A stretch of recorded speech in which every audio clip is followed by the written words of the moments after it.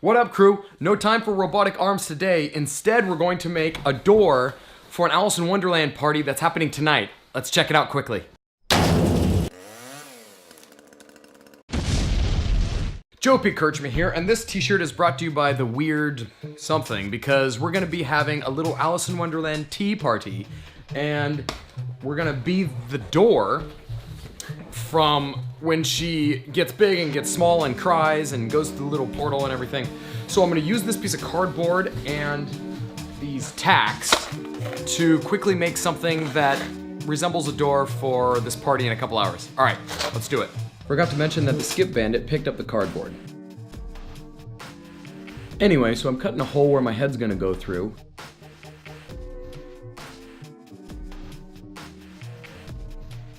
And I'm testing it just to see how it's gonna fit.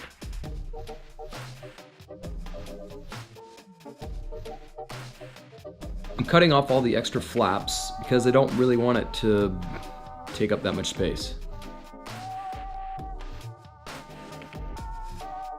I'm also cutting a place for my arms so that they can have some movement. Being able to hold a drink is very important at these kind of events.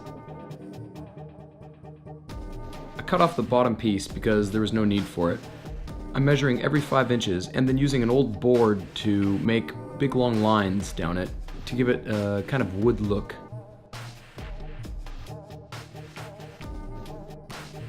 So I was initially going to use these types of tacks where they look good on the front, but there's not going to be much to grip the cardboard on the back here. So instead I found these kind, which are much better for going in and then gripping both sides of the cardboard. It'll look like some really cool nails, hopefully. The Skip Bandit's also taking off some doorknobs. This is from a previous Halloween project. We'll go into that one later. It seems like I have a whole thing with doors. I'm just gonna test the doorknob to make sure that there's some wood behind it so that it has something to grip. I need the screws to be able to grip into something because the cardboard obviously is not gonna hold it. I'm pre-drilling some holes so that when I put the doorknob on the cardboard, it's gonna be a lot easier.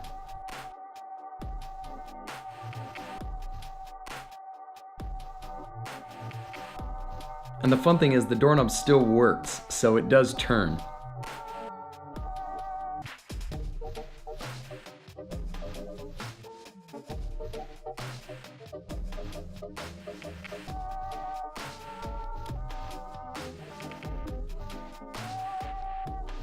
The nails really look cool and they give a nice brass look to everything here.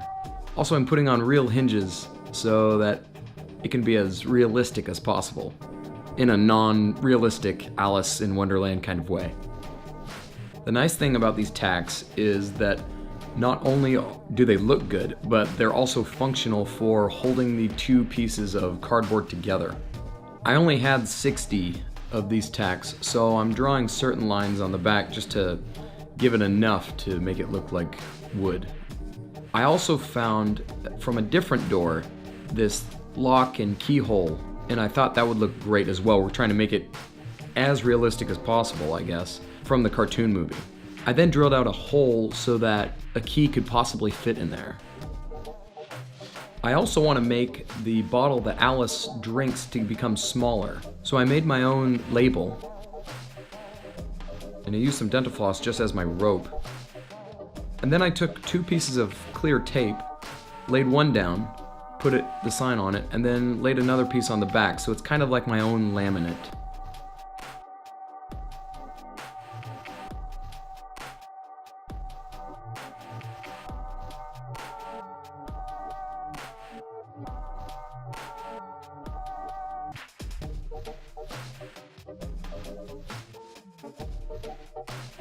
This Bask is some sort of Swedish, very potent alcohol that a friend gave me.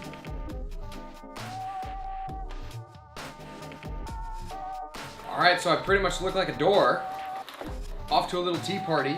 We got the drink me sign for the potion that Alice has to drink to get bigger and smaller. Plus, we even have an actual working key that fits into the lock. Let's go down the rabbit hole and have a fun time. If you ever want to look crazy, just bring a door on public transportation.